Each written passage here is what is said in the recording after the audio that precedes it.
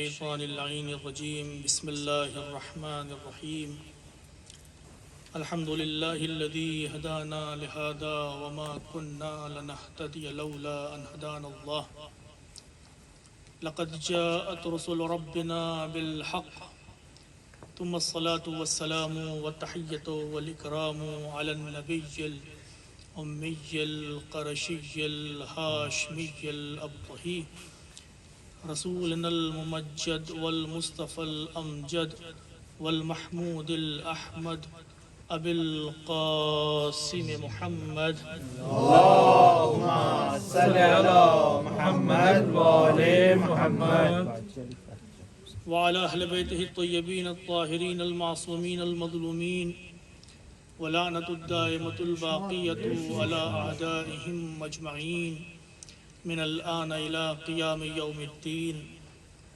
أما بعد فقد قال الله الحكيم في كتابه الكريم وهو أصدق الصادقين وقوله الحق أعوذ بالله من الشيطان الرجيم يا أيها الذين آمنوا اتقوا الله وكونوا مع الصادقين ایک صلوات بھیجئے پر محمد اللهم صل على محمد وآل محمد. عزیزان محترم، میں بھی حسب معمول بس یہی کہوں گا کہ بہت ہی مختصر وقت لینا ہے آپ کا، لیکن یہ تو حالات پہ ڈیپینڈ کرتا ہے کہ کب ختم ہوتی ہے انشاءاللہ. سب سے پہلے تو اس پرنور اور مبارک موقع کی میں آپ تمام حضرات کی خدمت میں اور امام اعظم اجل اللہ تعالیٰ فرجہ الشریف کی خدمت میں مبارکباد پیش کرتا ہوں، کیونکہ بہت ہی پرمسرت موقع ہے. اور آج کی شب تو باقاعدہ دو ہستیوں سے منسوب ہے، ایک خورشید امامت اور ایک قمر بنی ہاشم، سبحان اللہ سبحان کہ اللہ جو اس خورشید کی ضیاء کو لے کر اس دنیا تک پہنچاتا ہے. سبحان اللہ سبحان اللہ. عزیزان محترم، یہ شب بھی اسی طرح سے خاص ہے کہ جیسے ذات حسین ابن علی سلسلہ عصمت و طہارت میں خاص ہے. اور یہ بات میں بھی واضح کروں گا، بعض اوقات انسان کے ذہن میں یہ آ جاتا ہے کہ صاحب ائمہ میں کسی ایک امام کو افضل بتانا صحیح نہیں ہے. اور صحیح بات بھی صحیح ہے، بات یہاں پر افضل اور مفضول ہونے کی نہیں ہے. بات یہاں پر یہ ہے کہ کس امام کو پروردگار عالم نے اس خاص مقام و منزلت کے لیے چنا کہ رحمت الہی کو اپنے بندوں تک اس امام کے ذریعے سب سے زیادہ پہنچایا گیا. سبحان اللہ سبحان اللہ. دیکھیے، پروردگار عالم نے شریعت نازل کی اور ہم سب کا فریضہ ہے کہ پروردگار عالم کے بندے بن سکیں. ایسے ہی ہے.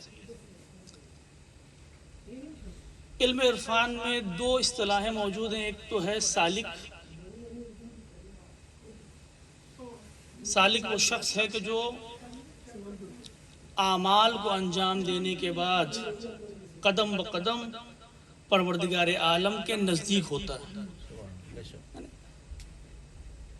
سالوں سے ہم عبادت کرتے آ رہے ہیں، سالوں سے نمازیں پڑھ رہے ہیں، سالوں سے واجبات پر عمل کر رہے ہیں، محرمات سے بچ رہے ہیں، تو ہم سالک ہیں، یعنی ہم اللہ کی طرف سفر کر رہے ہیں. اور ایک ہوتا ہے مجذوب، ایک ہوتا ہے مجذوب. مجذوب کے بارے میں علماء فرماتے ہیں مجذوب وہ شخص ہے کہ جس کو پروردگار عالم خود ہاتھ پکڑ کر اپنی طرف کھینچتا ہے. تو ظاہر سی بات ہے کہ جو انسان اپنی کوششوں سے پہنچنے کی کوشش کر رہا ہے تو ایک لمبا راستہ لے رہا ہے، کافی لمبا راستہ ہے. پتہ نہیں کتنے سالوں میں اللہ سے کتنا نزدیک پہنچ پائے. لیکن ایک وہ شخص ہوتا ہے کہ جس کو پروردگار عالم خود اپنی طرف کھینچتا ہے. تو جو راستہ وہ طے کرتا ہے وہ شارٹ کٹ ہے اللہ تک پہنچنے کا اور جلدی پہنچتا ہے. سامنے کی مثال ہے، قرآن مجید میں پروردگار عالم نے جب جناب موسیٰ علیہ السلام کے حوالے سے فرمایا کہ جناب موسیٰ علیہ السلام کوہ طور پہ پہنچے تو پھر جو لفظ استعمال کیا وہ تھا جاء. جاء کے مطلب آئے، موسیٰ آئے. لیکن اسی کے برعکس جب حضور کی معراج کا تذکرہ ہوا تو پروردگار عالم نے یہ نہیں کہا کہ محمد آئے. پروردگار عالم نے کیا فرمایا؟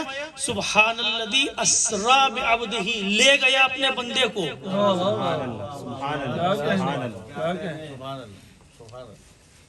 تو پروردگار عالم کبھی کبھی انسان کو اپنی طرف جذب کرتا ہے اور اس کا جو اثر ہوتا ہے وہ بالکل الگ ہوتا ہے، بالکل الگ ہوتا ہے. ایک شخص آیا، پیغمبر اسلام مسجد میں تشریف فرما ہے. ایک شخص آیا اور پیغمبر اسلام سے فرمایا، پیغمبر اسلام سے کہتا ہے کہ یا رسول اللہ قرآن سیکھنا ہے ہم کو. اب مسجد میں پیغمبر ہیں، اصحاب ہیں، اور وہ ایک بدو عرب شخص آتا ہے اور کہتا ہے مجھے قرآن سیکھنا ہے، اسلام کے بارے میں مجھے کچھ سیکھنا ہے. پیغمبر اسلام ایک صحابی سے کہتے ہیں کہ بھئی اس کو کچھ قرآن سکھا دو. تو وہ صحابی بیٹھ جاتے ہیں قرآن کی تلاوت کے لیے اور اس کے سامنے قرآن کی تلاوت شروع کرتے ہیں. 4-5 آیتیں ہوتی ہیں.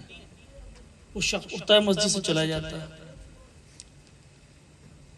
تو پیغمبر اسلام کے پاس وہ صحابی آتے کہتے ہیں یا رسول اللہ وہ جو مسلمان ہونے آیا تھا اس کے پاس حال و حوصلے کی کمی تھی، ہمت نہیں تھی اس میں. 4-5 آیتیں ہوئی، چلا گیا. پیغمبر اسلام نے فرمایا، مسکرائے، فرمایا کہ نہیں ایسی بات نہیں ہے، وہ 4 آیتوں میں جب واپس گیا ہے تو فقیہ بن کر واپس گیا. سبحان اللہ.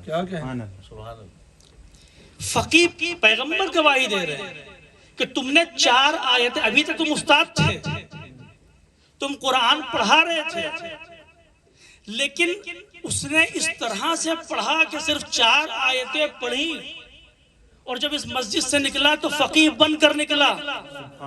تو معلوم یہ ہوا کہ ضروری نہیں ہے کہ انسان ایک رات میں قرآن ختم کرے، 2 راتوں میں قرآن ختم کرے، 3 راتوں میں قرآن ختم ہو تب جا کے رمضان کا حق ادا ہو. نہیں، ایسا ضروری نہیں ہے. اگر تم کسی ایک آیت سے تمسک کر کے بھی پروردگار تک پہنچ جاتے ہو تو فقیہ ہو.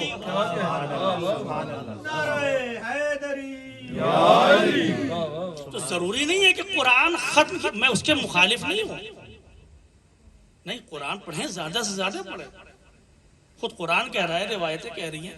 لیکن مقصد کیا ہے کہ انسان قرآن پڑھنے کے بعد اس صلاحیت کا مالک ہو جائے کہ رسول اس کو فقیہ بولے.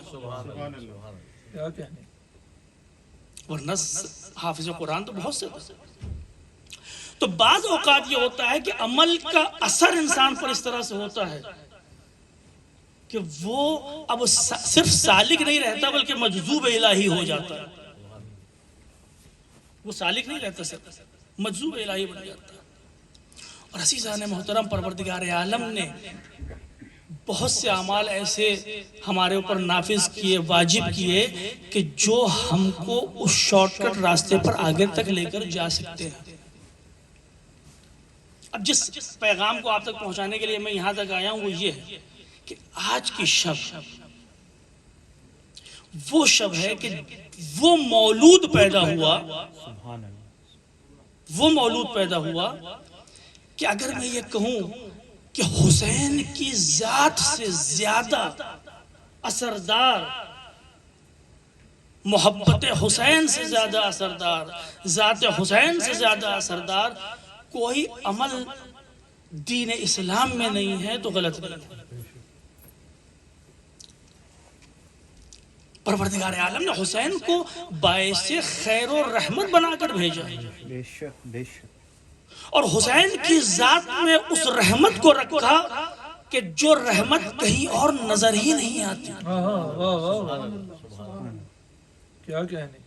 آپ کہیے گا کہ آپ نے تو ایسے ہی بول دیا، بات ممبر کی تھی، ممبر پہ آپ بول کر چلے گئے. نہیں، ایسی بات نہیں ہے.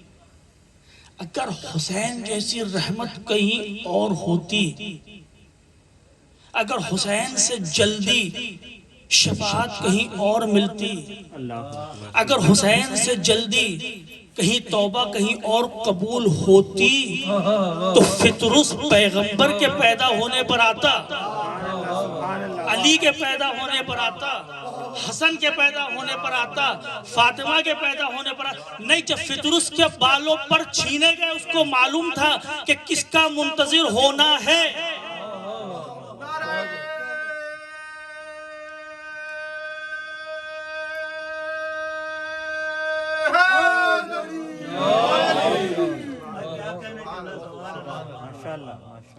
فطرس تو معصوم تھا، اب یہ فرشتہ تھا کہ نہیں تھا وہ سب بحث الگ ہے، لیکن اتنی منزلت کہاں ملتا کہ جبرائیل کا دوست تھا.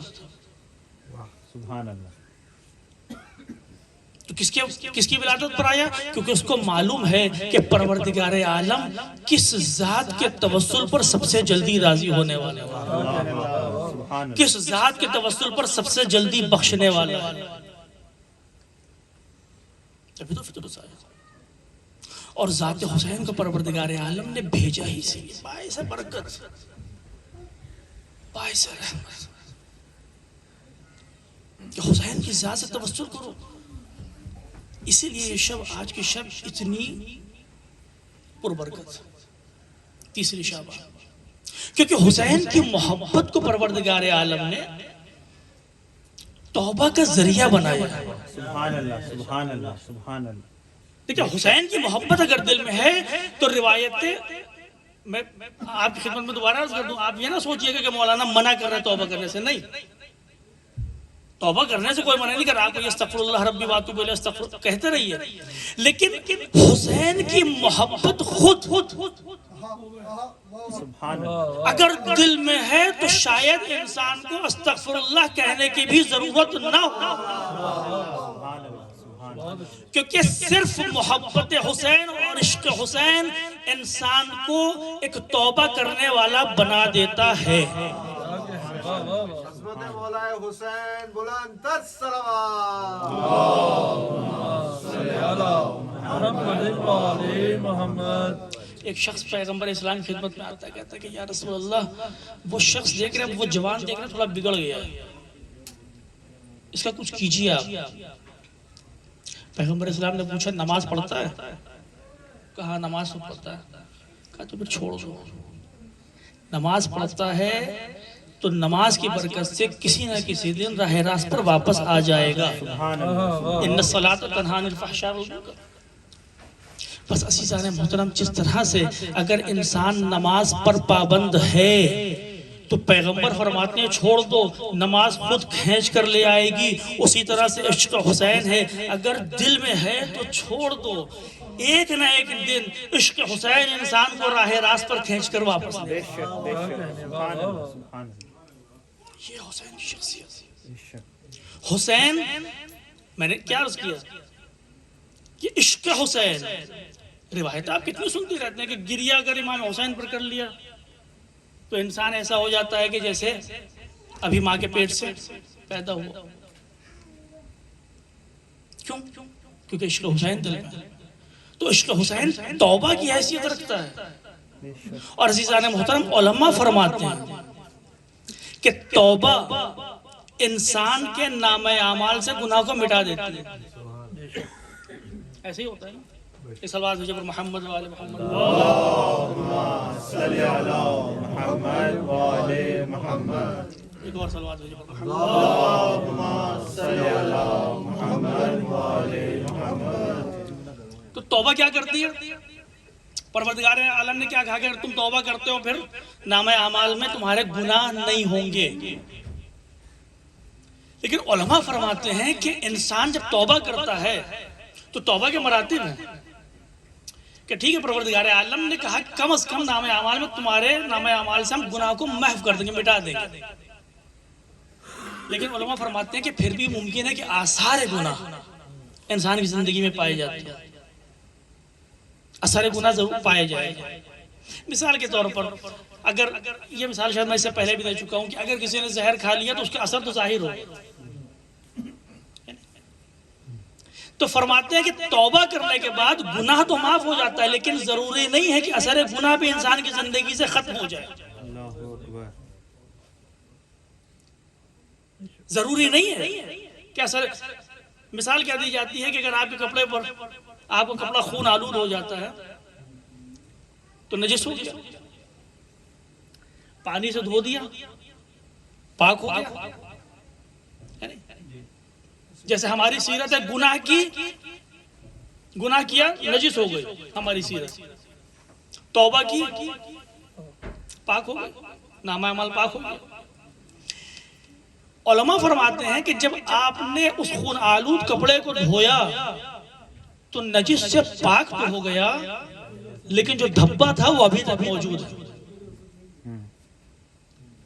اب وہ دھبا نجس نہیں ہے، لیکن آپ کسی محفل میں نہیں پہن سکتے اس کپڑے کو. کیوں؟ کیونکہ شرمندگی محسوس ہوگی نا کہ لکے دار دھبے دار کپڑا پہن کر آ رہا ہے. پاک ہے، نماز پڑھ سکتے ہیں، لیکن وہ دھبا وہاں پر رہے گا. لیکن محبت حسین وہ گوہر ہے.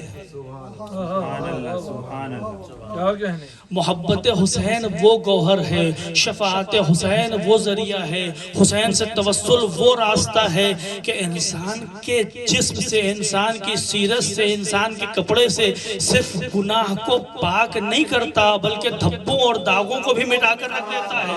اور اگر یقین نہ ہو تو حر کی ذات کو دیکھ لو کہ جب حر اس دنیا سے جاتا ہے تو جو حر خاطی تھا اس سے امام حسین علیہ السلام یہ کہتے ہوئے نظر آتے ہیں کہ اے حر تو اس دنیا میں بھی آزاد تھا.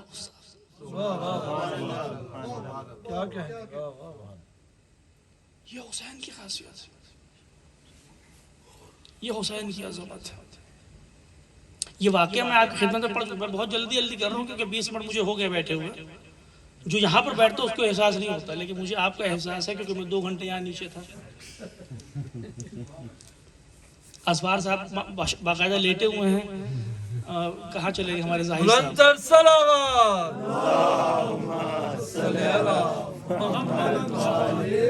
خستگی کا احساس ہے مجھے، سب کی خستگی کا احساس ہے کیونکہ میں بھی 2 گھنٹے بیٹھے ہوئے یہاں پر، اور مولانا تو سب سے پہلے آگے بیٹھ جاتے ہیں تبھی محفل شروع ہوتی ہے. ایک سلوات بھیجو محمد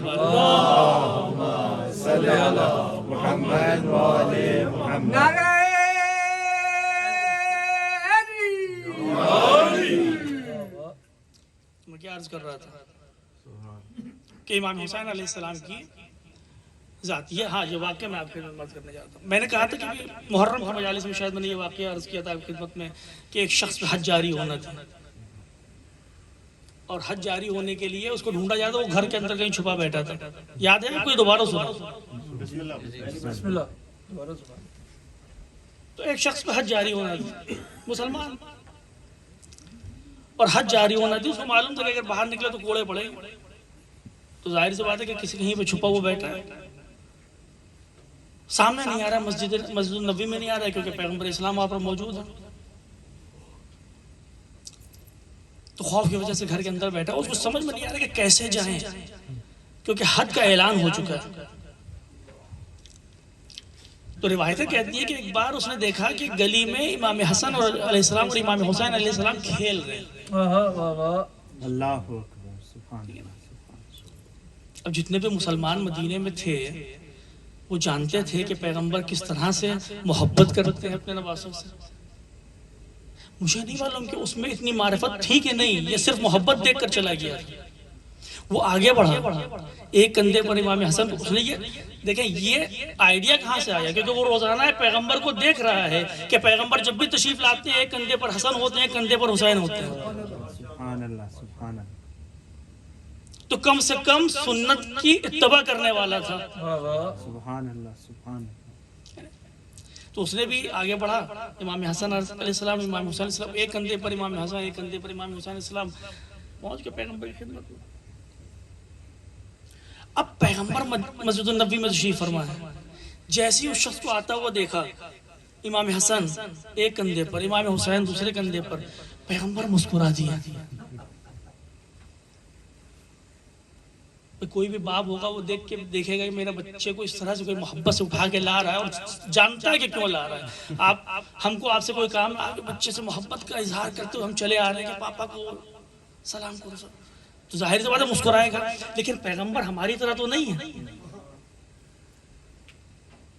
پیغمبر ہماری طرح تو نہیں ہے بھئی. پیغمبر تو رسول ہے, وہ تو کچھ کہتا ہی نہیں ہے جب تک کہ وحی الہی کا نزول نہ ہو. تو مسکرایا کیسے بغیر وحی الہی کے؟ اور سامنے کون آ رہا ہے؟ ایک مجرم آ رہا ہے, ایک گناہگار آ رہا ہے, ایک ایسا شخص آ رہا ہے کہ جس نے پروردگار عالم کی معصیت کی ہے, جس نے اپنے اوپر ظلم کیا ہے معصیت الہی کر کے. لیکن روایتیں کیا کہتی ہیں؟ پیغمبر نے جیسے دیکھا مسکرائے اور فرمایا کہ جاؤ تمہیں خدا نے معاف کیا. اب سوچنے والا مسئلہ یہ ہے, سوچنے والی بات یہ ہے کہ اس شخص نے نہیں کہا کہ یا رسول اللہ معاف کر دیجئے. کیا کہنے؟ دو باتیں ہیں. پہلا, اس شخص نے تو معافی مانگی بھی نہیں, وہ تو صرف ایک کندھے پر حسن کو ایک کندھے پر حسین کو بٹھا کر لا رہا تھا اور یہ سوچ رہا تھا کہ معافی مانگوں گا, کہہ دوں گا کہ اپنے نواسوں کی وجہ سے معاف کر دیجئے. ابھی صرف سوچ رہا تھا, معافی مانگی نہیں تھی. اور دوسری بات یہ تھی کہ پیغمبر اسلام نے معاف کرنے سے پہلے ہی مسکرا دیا. تو معلوم یہ ہوا کہ یہاں پر پیغمبر اسلام کے لیے ضروری نہیں تھا کہ معاف کریں, بلکہ اس شخص نے جیسے ہی ایک کندھے پر حسن کو ایک کندھے پر حسین کو بٹھایا اور اپنے ذہن میں یہ سوچا کہ ان کے توسل سے معافی مانگوں گا, اسی وقت پروردگار عالم نے معاف کر دیا.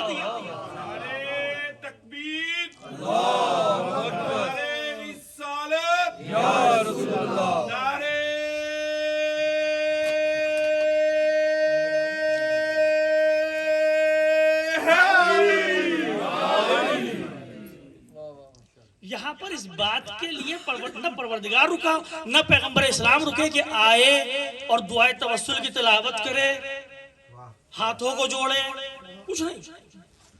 صرف قصد کیا ہے کہ ان کے ذریعے معافی مانگ لوں گا. ابھی قدم مسجد پیغمبر میں نہیں پڑھے, ادھر جبرائیل نازل ہوتے ہیں اور پیغمبر سے کہتے ہیں کہ معاف کر دو. اب جب شخص آ رہا ہے تو پیغمبر جانتے ہیں کہ خدا اس کو معاف کر چکا ہے. اب رسول مسکرا رہے ہیں,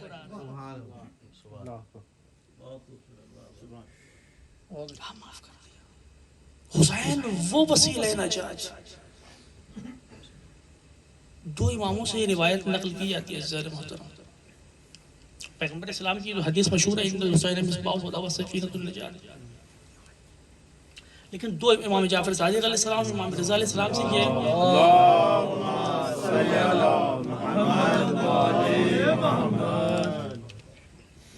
یہ روایت نقل کی جاتی ہے, اگرچہ اس میں بھی بعض مورخین آتے ہیں اور کہتے ہیں کہ شاید روایت نہ ہو, لیکن مشہور بات ہے, خطبہ پڑھتے ہیں کہ جس میں امام فرماتے ہیں کہ ہم سب سفینہ نجات, جو 14 معصومین ہم سب سفینہ نجات, ولیکن سفینۃ جد الحسین اسرع و اوسع, لیکن ہمارے جد حسین کا سفینہ اسرع تیز ہے, یعنی نجات کی طرف تیزی سے لے کر جاتا ہے. اور امام صادق علیہ السلام کی روایت اس میں یہ ہے باقاعدہ کہ جب لہریں بہت تیزی سے اٹھ رہی ہوں تب تیزی سے لے کر جاتا ہے طوفانوں کے درمیان سے. وہ اوسع وسیع ہے. وسیع کا مطلب کیا ہوتا ہے؟ کشادہ. لیکن یہاں پر بات اتنی نہیں ہو رہی کہ 1 ملین لوگ آ جائیں گے, 2 ملین لوگ آ جائیں گے. یہاں بات کمیت کی تو ہے ہی نہیں, یہاں بات کیفیت کی ہے کہ حسین کی کشتی نجات پر وہ گناہگار بھی آ سکتے ہیں کہ جن کو شاید کہیں اور جگہ نہ ملے, جن کو شاید کہیں اور جگہ نہ ملے. اوسع ہے, تو اگر حسین کی کشتی پر سوار ہو رہے ہو تو ہمیشہ امیدوار رہو، کیونکہ پروردگار عالم نے اس کو سفینہ نجات قرار دیا۔ پیغمبر اسلام معراج سے آئے، تشریف لائے تھے تو یہ فرمایا تھا اصحاب سے کہ میں جب عرش الہی پر پہنچا تو دائیں طرف یہ لکھا ہوا تھا عند الحسین مصباح الہدی و سفینۃ النجات۔ سبحان اللہ۔ یہ حسین کی منزلت ہے۔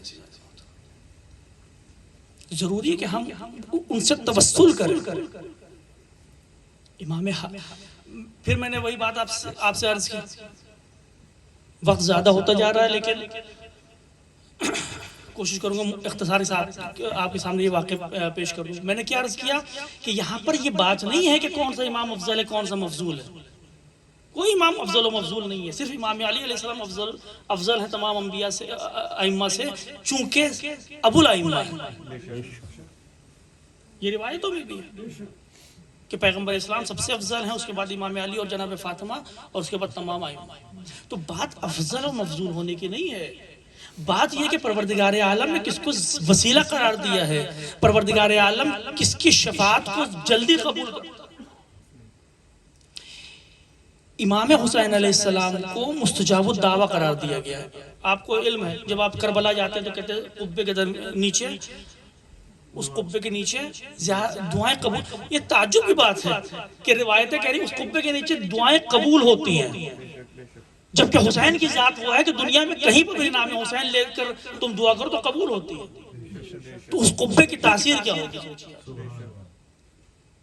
جب آپ کربلا جائیں اور زیر قبہ جائیں تو اس بات کا خیال رکھیں کہ جس حسین کے صدقے میں ایک کائنات بنی، جس حسین کا نام لے کر اس کائنات، اس دنیا کی کسی بھی کونے میں آپ کسی بھی گوشہ کنار میں اللہ سے دعا کرتے ہو تو پروردگار مستجاب کرتا۔ اس قبے کے نیچے آ گئے ہو کہ جہاں کے لیے خاص طور سے کہا گیا ہے کہ دعا قبول ہوتی ہے۔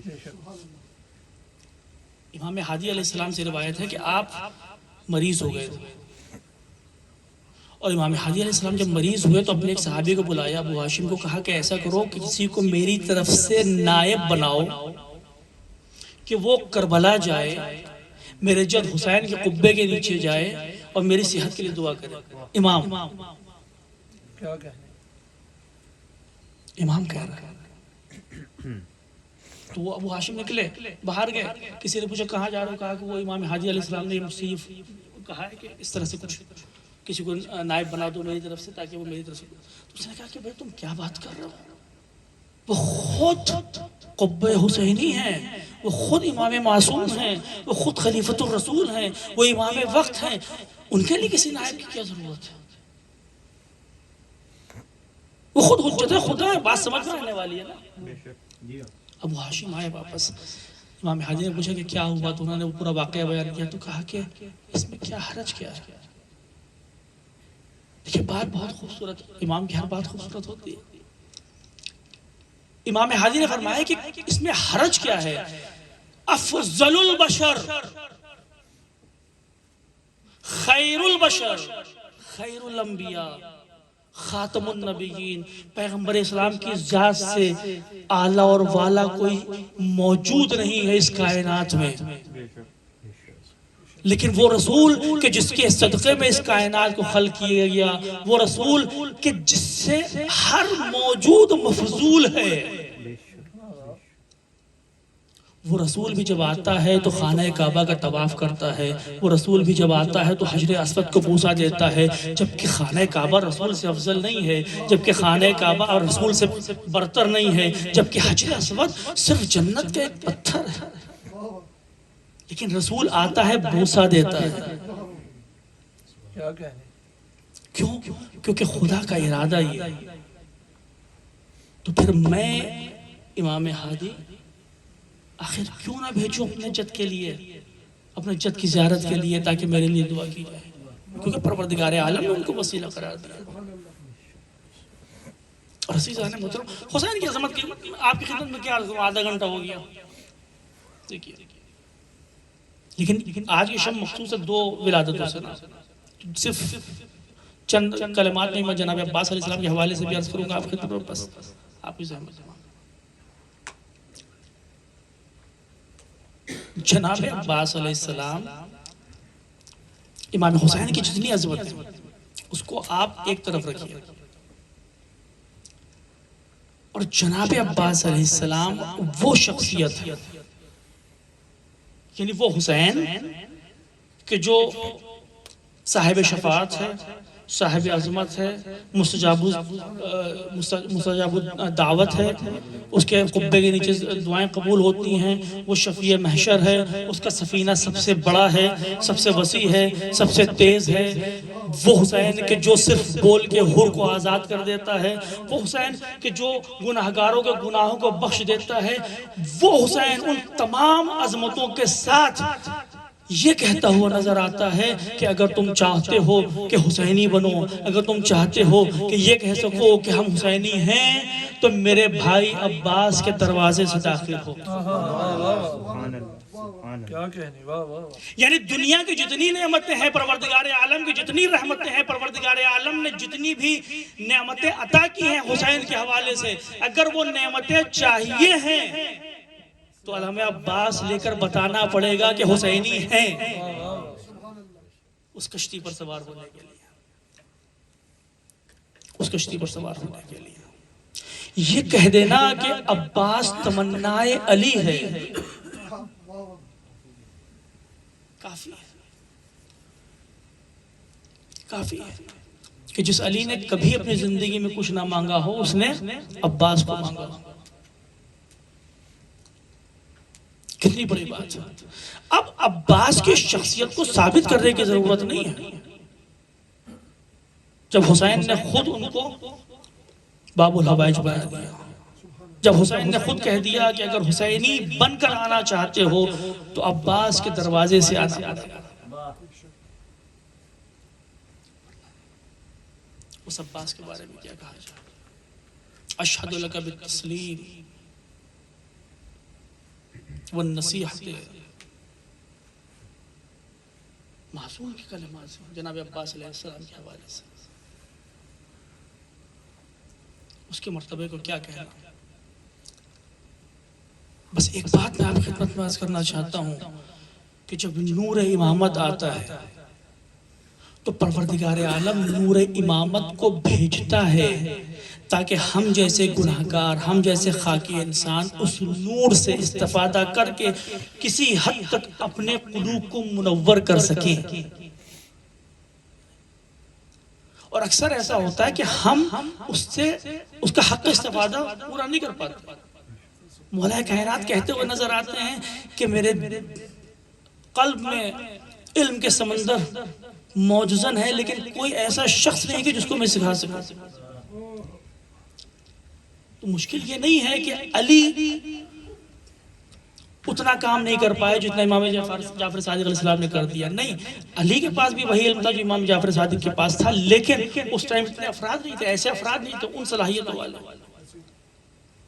تو پروردگار عالم امام کو تو بھیجتا ہے تاکہ ہم استفادہ کر سکیں، لیکن ہم اپنی ظرفیت کے اعتبار سے استفادہ کرتے ہیں۔ لیکن اگر تاریخ اسلام میں کسی نے نور امامت سے سب سے زیادہ ضیاء بٹوری ہے تاریخ اسلام میں، نور امامت سے سب سے زیادہ ضیاء بار ہوا ہے، وہ ذات مبارک حضرت عباس علیہ السلام، سبحان اللہ، سبحان اللہ۔ ذات مبارک حضرت عباس علیہ السلام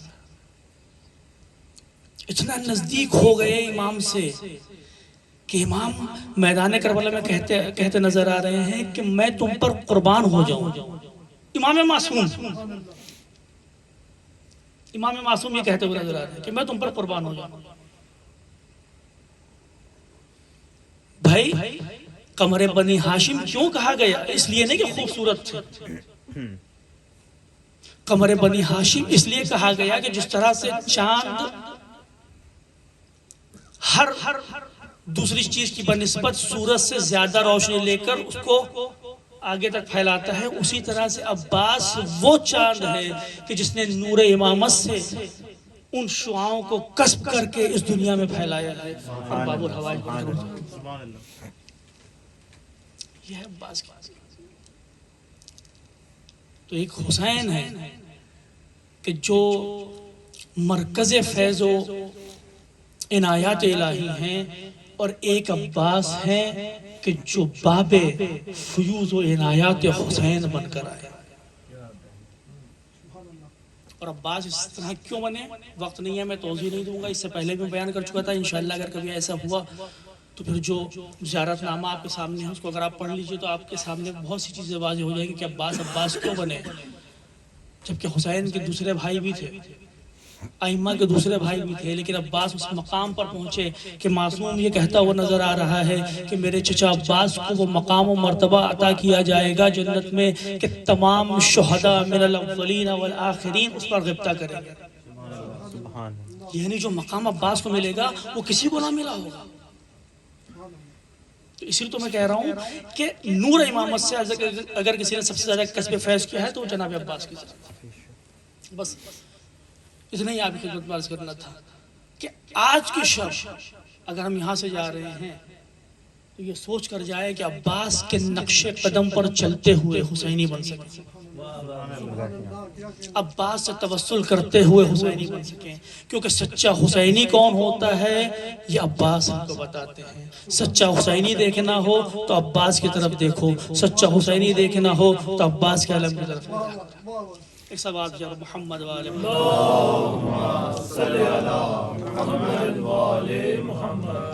وآخر دعوانا ان الحمدللہ رب العالمین. پروردگار عالم تجھے واسطہ محمد والے محمد